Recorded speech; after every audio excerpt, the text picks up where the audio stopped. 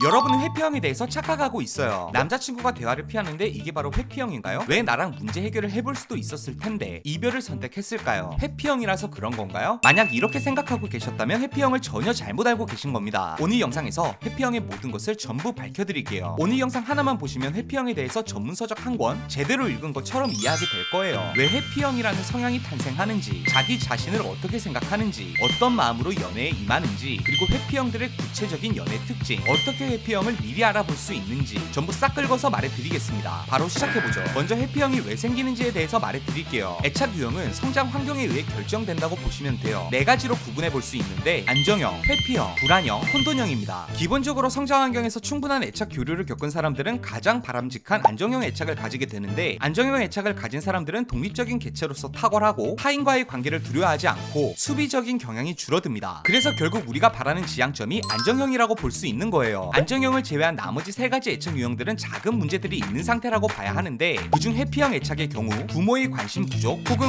공감 결여의 문제를 겪었을 가능성이 높습니다. 아예 부모의 애정을 전혀 받지 못했다라는 게 아니라 먼저 다가갔는데 상처를 받은 경험, 자신이 가진 고충을 부모로부터 이해하지 못한 경험이 많은 거예요. 어린 시절 미래, 꿈에 대해서 고민을 하고 있을 때 부모는 무조건 공부를 강요했거나, 부모의 사랑이 가장 필요한 시기에 부모는 사회활동을 하느라 아이에게 충분한 애정을 주지 못해서 상처를 받은 경험 같은 거예요. 여러분도 아실 법한 회피형의 대표적인 캐릭터가 아이언맨입니다. 아이언맨을 보면 처음엔 타인과의 밀접한 관계를 두려워하는데, 아이언맨의 성장 배경을 보면 부모로부터 충분한 사랑을 받지 못했어요. 거절당하고 버림받는 것이 두려워진 나머지 나르시즘, 가볍고 쾌락적인 인간관계를 맺으며 자신을 보호하게 됩니다. 그러다 돌아가신 아버지가 뒤늦게 남긴 예전에도 지금도 그리고 앞으로도 내 최고의 작품은 너란다 라는 말을 듣고 비로소 안정감을 느끼기 시작하고 페퍼라는 영혼의 파트너와 진지한 관계를 맺기 시작하죠. 결론적으로 회피형은 어린 시절에 거절당하는 경험이 생겨 타인의 거절을 선제적으로 거절하는 사람들이에요. 이 배경을 이해하면 회피형의 심리를 이해하기 쉬워집니다. 회피형들은 자신을 피해자이자 그걸 이겨낸 단단한 사람이라고 생각하는 경향이 있어요. 어차피 인생은 혼자고 타인에게 마음을 주고 상처를 받을 바엔 애당초 상처를 입을 수 있는 관계를 맺지 않겠어 라는 인간관계의 기조를 가지고 있는 거예요.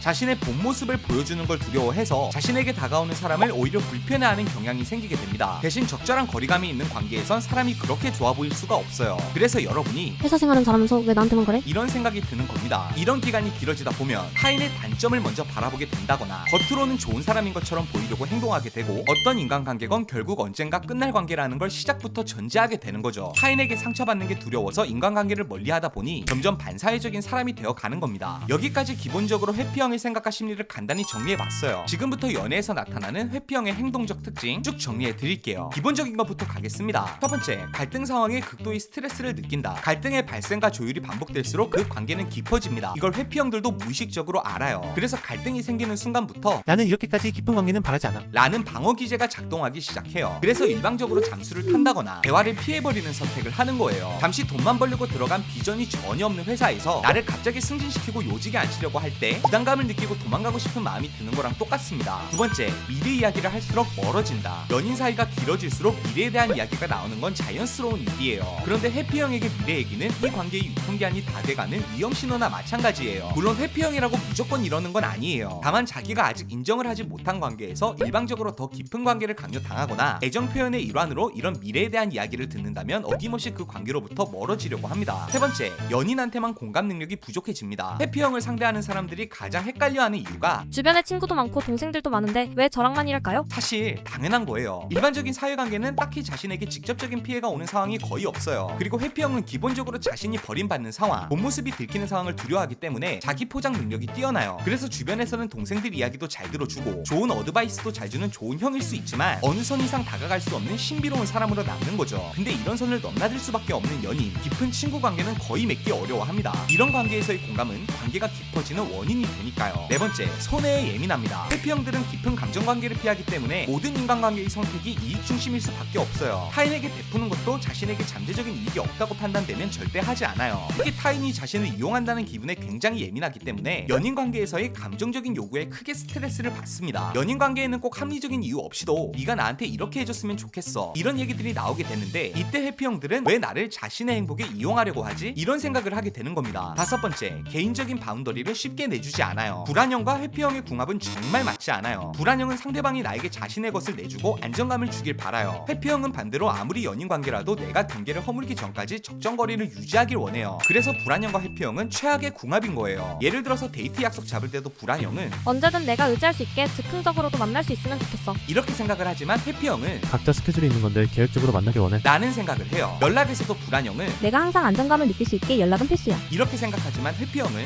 연애는 연애고 내 생활은 내 생활이기 때문에 의무적인 연락은 사적이야. 라고 생각합니다. 이 이외에도 집을 쉽게 오픈하지 않는다거나 경제 상황을 공유하지 않는 등 자기 개인적인 프라이버시에는 극도로 예민하고 보수적인 경향이 있어요. 사실 이거 외에도 회피형의 특징을 구체적으로 나열하려면 수십 가지가 있지만 결국 단 하나의 심리에서부터 시작되는 행동이에요. 누군가에게 버림받는 게 두려운 겁니다. 그래서 꼭 회피형이라고 관계가 깊어지지 못하는 건 아니에요. 적정거리에서 자신의 행동과 관계없이 계속 애정을 주는 사람에게 마음을 여는 경우도 있어요. 하지만 분명한 건 이렇게 마음을 열었다고 끝인 게 아니라 관계의 진행 단계와 시기마다 지속적으로 내재되어 있는 회피 성향이 나타나기 때문에 관계 유지가 정말 어려울 수밖에 없다는 거예요. 그런데 진짜 큰 문제가 하나 더 있습니다. 회피형은 초반에 판단하기가 어렵다는 거예요. 오히려 초반의 회피형들은 주변 사람들이랑 두루두루 잘 지내는 것처럼 보이고 합리적이어 보이고 이성적이게 보이기 때문에 매력적으로 보이기까지 해요. 그래서 회피형을 그나마 관계를 맺기 전 사전에 파악해 볼 수 있는 두 가지 기준을 알려드릴게요. 첫 번째는 가족 관계를 파악해 보세요. 현재 가족 관계에 문제가 있느냐 없느냐가 중요한 문제가 아니에요. 핵심은 어린 시절 가족으로부터 거절당한 경험이 있는지를 아셔야 돼요. 성장기에 부모님이 상대방의 꿈에 대해서 어떻게 대했는지, 먼저 부모에게 다가갔을 때 부모가 어떤 반응을 돌려주었는지, 부모님, 특히 아버지에 대한 두려움이 있는 건 아닌지, 이런 가족 관계를 파악해 보세요. 두 번째는 주변에 정말 깊은 인간관계가 있는지 파악하셔야 돼요. 회피형들은 꼭 남녀 관계가 아니더라도 자신에게 마음을 열고 다가오는 안정형들과의 관계를 싫어합니다. 오래 알고 지낸 사람이더라도 항상 적정거리를 두기 때문에 인간관계가 넓고 얕아요. 그래서 아는 사람이 정말 많더라도 깊은 인간관계라고 말할 사람은 거의 없거나 본인은 깊은 관계라고 주장하지만 우리가 보기엔 그닥 깊은 관계라고 말하기 어려운 관계의 친구만 있다면 회피형 가능성 있다고 보셔야 돼요. 회피형과의 관계에서 제일 어려운 건 연인 관계를 유지하기 위한 갈등 상황에서의 대화가 가장 어렵다는 거예요. 물론 적정거리에서 상대방의 이기적인 면까지 모두 포용하면서 만났을 때 결과적으로 회피형이 달라질 수도 있어요. 아이언맨이 페퍼를 만난 것처럼요. 그런데 이 과정이 결코 단기적이지는 않을 거예요. 여러분에게 오랜 기간 힘든 감정을 견뎌낼 만큼 의미 있는 사람이라면 몰라도 그게 아니라면 가능한 가시밭길은 피해갈수록 좋겠죠. 오늘 영상이 도움이 되셨다면 구독과 좋아요, 그리고 주변에 비슷한 고민을 하고 있는 지인분들께 공유해주세요. 여러분이 공유해주시면 도움은 제가 드리겠습니다. 그럼 오늘도 행복한 연애 하세요.